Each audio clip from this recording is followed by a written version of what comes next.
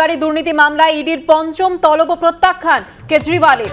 এবারও ইডির দপ্তরে গেলেন না দিল্লির মুখ্যমন্ত্রী। বেআইনিভাবে তলব করেছে ইডি, ফের বলল আবগারি দুর্নীতি মামলায় ইডির পঞ্চমবার তলব কেজরিওয়ালকে এবং সেই পঞ্চমবার তলব প্রত্যাখ্যান করে দিলেন তিনি।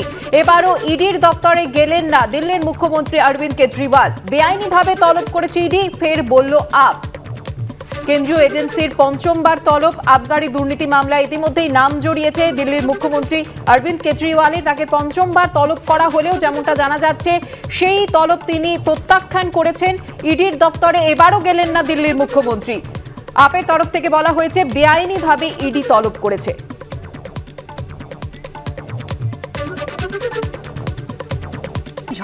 ঝাড়খণ্ডের যিনি প্রাক্তন মুখ্যমন্ত্রী হেমন্ত সোরেন, তিনি ইতিমধ্যেই গ্রেফতার হয়েছেন। গতকাল ইডি তাকে আদালতে পেশও করেছে। অন্যদিকে আজ চম্পই সোরেন পরবর্তী মুখ্যমন্ত্রী হিসাবে ঝাড়খণ্ডের তিনি আজকে শপথ নেবেন, এমনটাই জানা যাচ্ছে।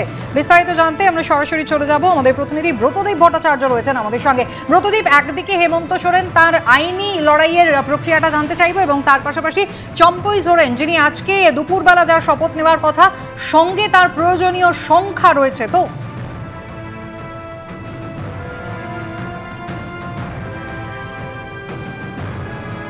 শোনা যাচ্ছে না, যান্ত্রিক ত্রুটির কারণে ব্রতদীপের সঙ্গে আমাদের যোগাযোগ আপাতত বিচ্ছিন্ন।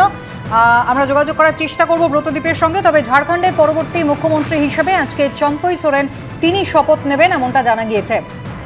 তিনি শুরু থেকেই দাবি করেছিলেন যে তার সঙ্গে যথেষ্ট সংখ্যায় বিধায়ক রয়েছেন। আবারও কথা বলবো, আমাদের প্রতিনিধি ব্রতদীপ ভট্টাচার্য রয়েছেন আমাদের সঙ্গে। ব্রতদীপ, এবারে দেখো, কালকে কিন্তু স্পষ্ট করে এই জোট সরকারের যারা বিধায়ক রয়েছেন তারা জানিয়ে দিয়েছেন তাদের হাতে এই মুহূর্তে 43 জন বিধায়ক রয়েছেন, এবং সেই 43 জন বিধায়ককে কালকে গণনা করেও দেখানো হয়েছে। এবং কালকে দিনভর যে নাটকীয় পরিস্থিতি চলে, আমরা দেখি যে 38 জন বিধায়ক তাদেরকে রাতের বেলায় একটি চার্টার্ড বিমানে করে হায়দ্রাবাদ পাঠানোর কথা ছিল, কিন্তু তারা যেতে পারেননি। তারা আবার ফিরে আসেন। সন্ধ্যেবেলায় চম্পই সোরেনের নেতৃত্বে 5 জন বিধায়ক রাজভবনে গিয়েছিলেন এবং আবেদন জানান যাতে দ্রুত সরকার গড়ার যে পদক্ষেপ সেটা করা হয় রাজভবনের তরফ থেকে। এইসবের পর আজকে সম্ভবত হয়তো এই জটিলতা কাটতে পারে। আজকে দুপুর 12টার পর রাজভবনে এই বিধায়কদের ডাকা হয়েছে এবং সেখানেই সরকার গঠন করার জন্য তাদের আহ্বান জানানো হয়েছে। এখনো পর্যন্ত যা খবর, যে জেএমএম, আরজেডি, কংগ্রেস এবং সিপিআইএমএল মিলিয়ে মোট 43 জন বিধায়ক রয়েছেন।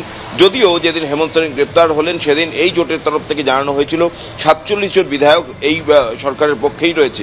পরবর্তীতে দেখা যায় 4 জন বিধায়ক তারা কিন্তু এই জোটের সঙ্গে নেই, তারা এদের সঙ্গে যোগাযোগও রাখছেন না। তবুও এখনও সংখ্যাগরিষ্ঠতার দিক দিয়ে এই জেএমএম জোট তারা কিন্তু যথেষ্ট শক্তিশালী।